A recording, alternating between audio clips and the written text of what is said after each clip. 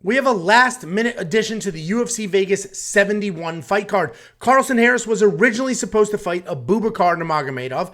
That fight was scrapped. Jared Gooden is stepping up on short notice and keeping Carlston Harris on this card. So let's go ahead and break down this new matchup. Carlston Harris is 17-5 overall. He's 4-1 in his last 5. He's coming off that loss to Shavkat Rakhmonov a year ago. Jared Gooden is 22-8 overall. He's 4-1 in his last 5, riding a 2-fight win streak on the regional scene. Carlston Harris, I mentioned, he's coming back after a year away. He's a well-rounded guy. Pretty wild striking, but he does have some power in there. He's a very slick, opportunistic grappler as well. He's just going to snatch things up like Darces or even standing head and arm chokes when he sees an opening. His wrestling is solid as well. He doesn't have traditional takedowns, but he has nice body locks and trips. And as soon as you hit the mat, he is working towards something. He's coming off that loss to Shavkat, as I mentioned, about a year ago, and that loss just ages better and better every time Shavkat gets out there. Jared Gooden has amazing power in his hands. He's very explosive, and he has solid takedowns when he uses them. He's not great anywhere, but his power, his speed, and athletic ability have afforded him some success. He was cut from the UFC in 2021 after going 1-3, but in his defense, those 3 losses were to Randy Brown, Alan Jouban,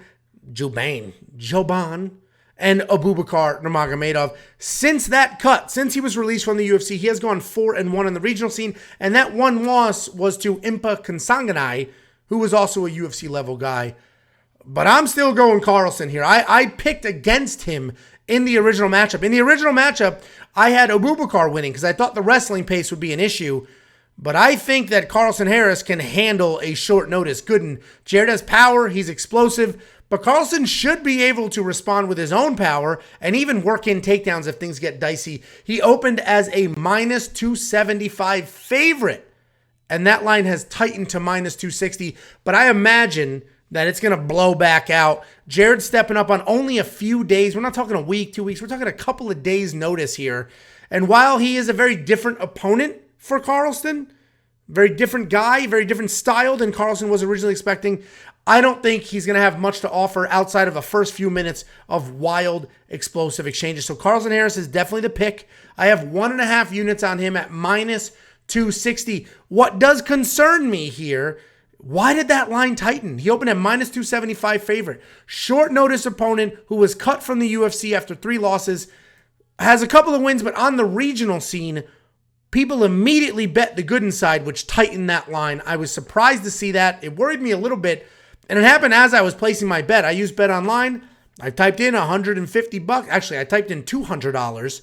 Hit submit, and it said this line is now -260. And I was like, let me take a little bit off that. So I lowered it to $150 because I'm like, I might be missing something. A unit for me is $100. So Carlston Harris is going to be the pick. What I love about DraftKings is opponents drop. The original person who stays on the card does not get a new price point. Carlston Harris is going to be $8,300. No matter what. They could have bought Brock Lesnar in here. He's still $8,300. They could have bought a 95-year-old woman in here. He's still going to be $8,300. I think this all of a sudden makes Carlston Harris a very attractive person to throw in your lineup at $8,300. It's right that mid-range price point. This is a much different matchup, but no offense, Jared, but an easier matchup to get a short notice opponent who he can strike with and who he can wrestle if he wanted to.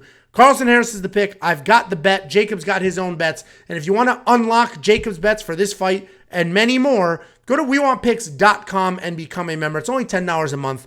You're going to get access to all of our bets, the safety parlay, the DraftKings optimizer, full DraftKings rankings, 38-column spreadsheet of color-coded data to help you find your own spots. And then we take that data, slice and dice it so it's a little easier to digest. A ton of content out there. For premium members, only $10 a month at WeWantPicks.com.